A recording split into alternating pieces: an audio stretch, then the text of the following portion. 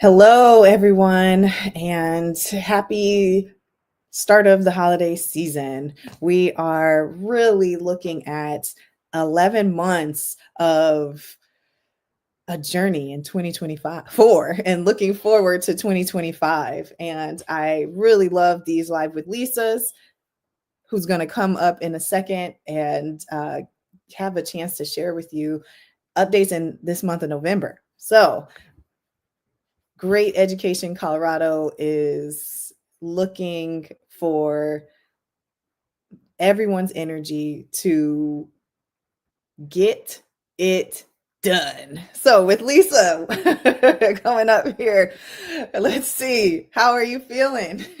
I'm feeling like we got a lot done in 2024, still some time left to do more, and we are ready to get it done in 2025. I've got a time of real opportunity ahead of us to make a difference for the students of Colorado.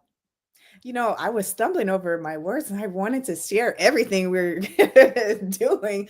I'm like, okay, we have to keep it close to the chest a little bit. And we're like dropping hints lately. Hopefully, people are reading our newsletters, people are reading your blog. It's been shared a number of times, and your commentary about an insight in regards to the governor's budget that and severely cuts $200 million from the budget and impacting education and Yeah. kids and educators. And people are slicing and dicing that, and there's still more issues that need to be addressed. And I'm just glad that Great Education Colorado is the source of Right. information for a lot of people, and for our folks are able to rely on our energy, our resources, our networks to be educated and informed about what's happening and what they can do. Yeah.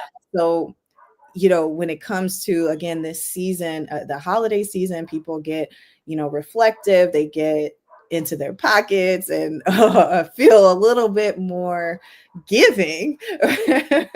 We have an opportunity for folks to give to Great Education Colorado. And I know you, of course, have been in the trenches for quite a while. And did you have anything to say during this giving season? In particular, Colorado Gives Day, for example, is coming up. Do you have any words to amplify the work Great Ed has been doing, is that continuing to do, and why folks should give?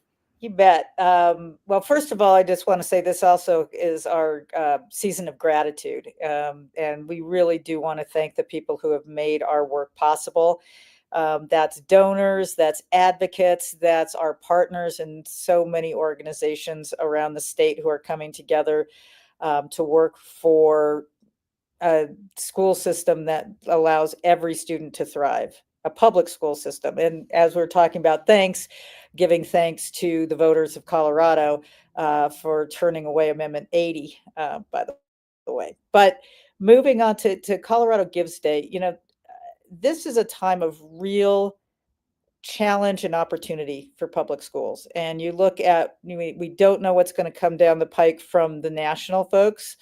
And so there's great uncertainty there. You mentioned the governor's budget, that it's the equivalent, the $200 million is the equivalent of bringing back the BS factor, the dreaded budget stabilization factor, by like 2.2%. It's a big cut. These are challenges. We know that the state has a structural deficit, and we know that there are challenges around the state in various ways. One district that is trying to stop AP African American history from being taught in their district.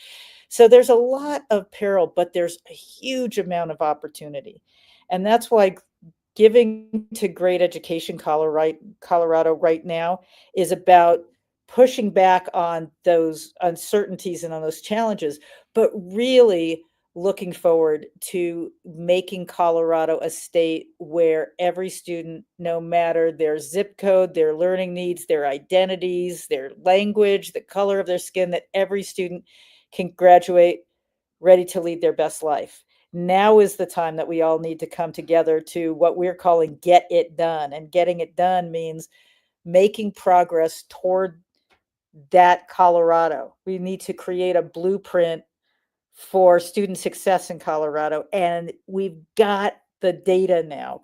Next month, no, January, we're going to find out from an adequacy study what we really are supposed to be investing in our students. What are the resources that our kids in all their diversity and in the diversity of districts, what are the resources they need to get to that North Star, to every student thriving?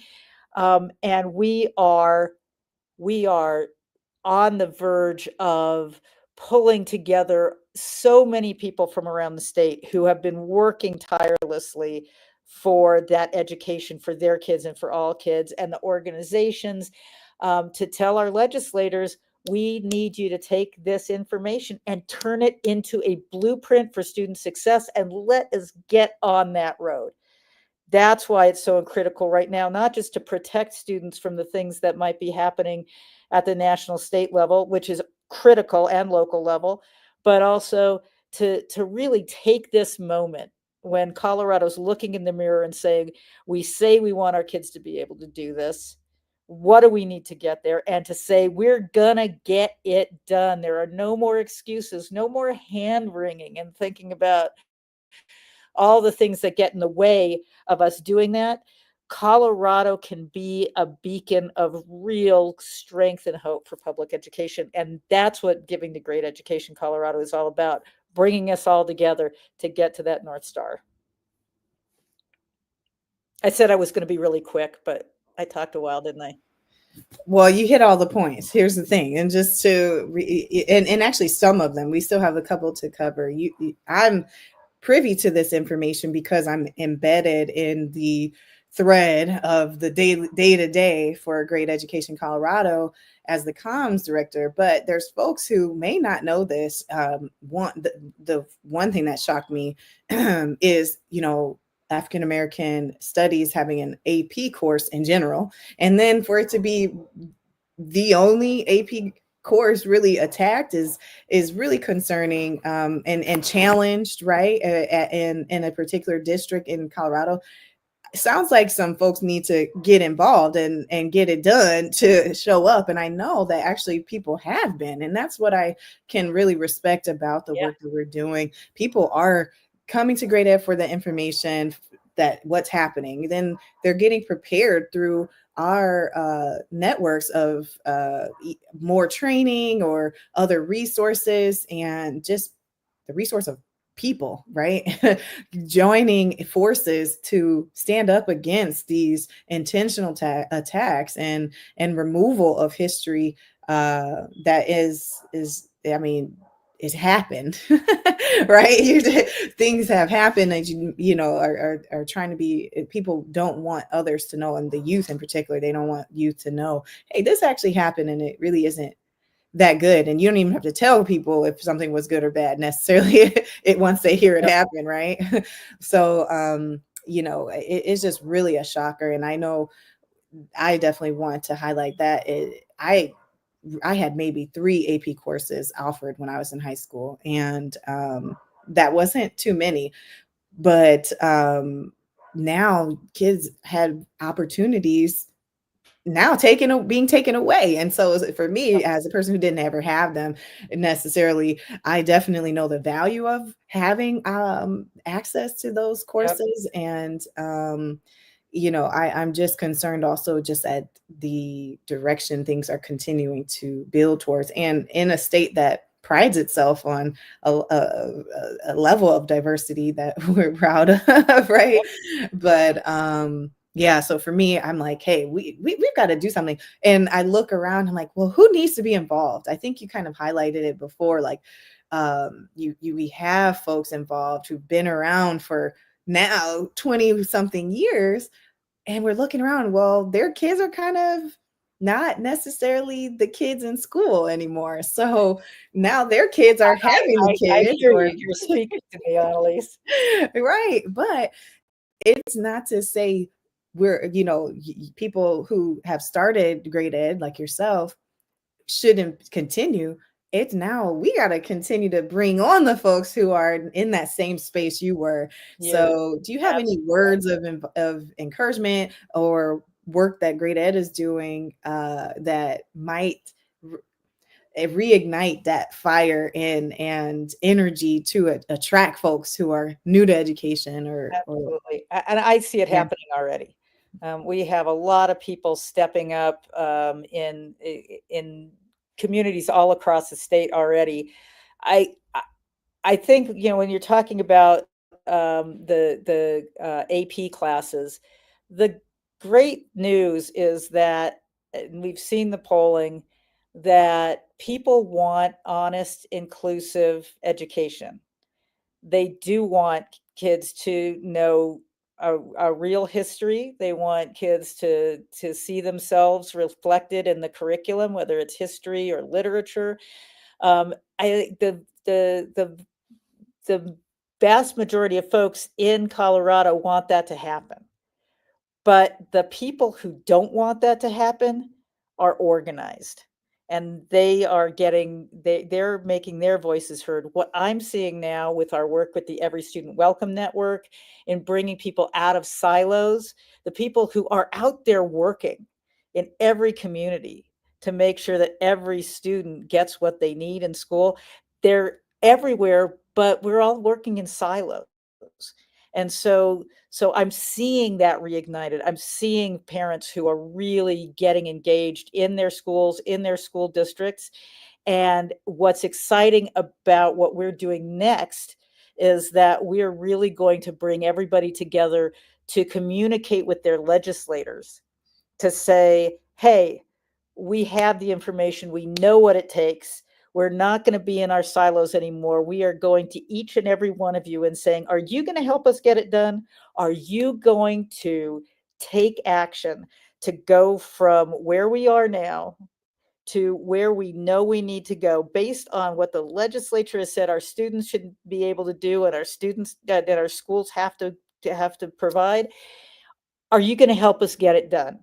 And just the energy I've seen in that. The first time I talked about it, Annalise, I mean, there are times you go and you speak to people, and um, we get interest, and people, may sign up.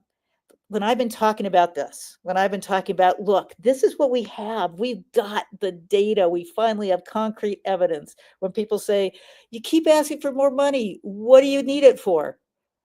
We have the answer. It's this size of classroom. It's this kind of mental health support in every high school. It's this kind of curriculum. The things we know what we need. How many adults in a classroom do you need for a diversity of students? That's what we know. And when I told people, we're gonna make sure our legislators look at that and that they start creating a blueprint for that and get it done. We got a very cool logo. I don't know if people have seen it, but watch for it. But this is about getting it done. I I did one speech to about 60 people, and we got about 40 signups. And I have not experienced that kind of energy. That was at a school. That was parents who had come to a meeting early in the morning to hear about school finance. I mean, it's hard to get people to do that. I mean, it's not an easy, hey, I know, let's get together and talk about school finance. But when that combination of we have the data and we are coming together to put pressure on the folks who can help us get it done, that energy is there. And that's what we're really excited to just bring together, to do this once and for all. We have been talking about this for so long, and there's just been this learned helplessness. Yeah, I don't know what to tell you. People, want their Tabor surplus check. They also want great schools because that means their communities are going to do well and that they're going to be healthier. They're going to have the entrepreneurs and the leaders and the voters that we need. People are excited about that. And that's what we're tapping into with a lot of different partners, with just a clear-eyed vision of getting it done. So I'm a little excited about it.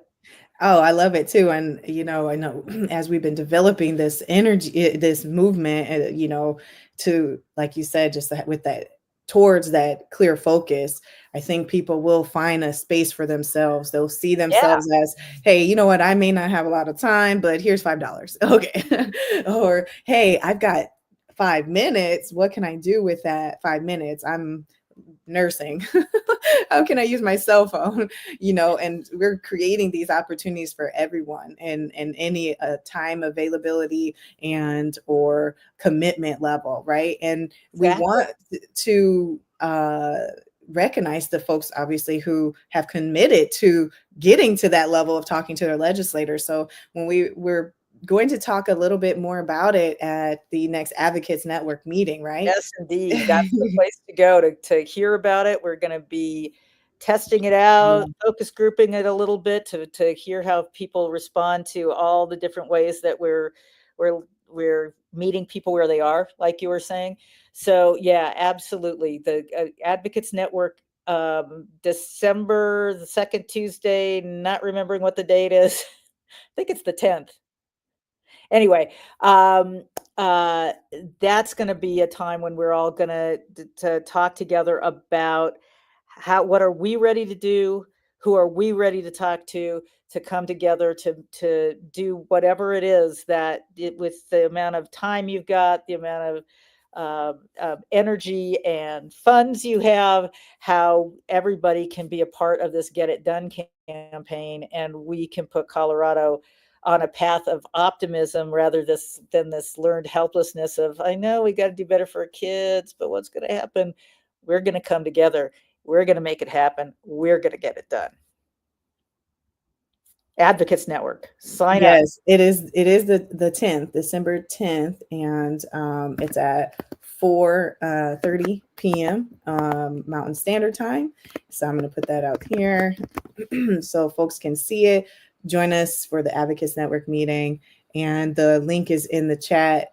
Check it out, click it, go straight there.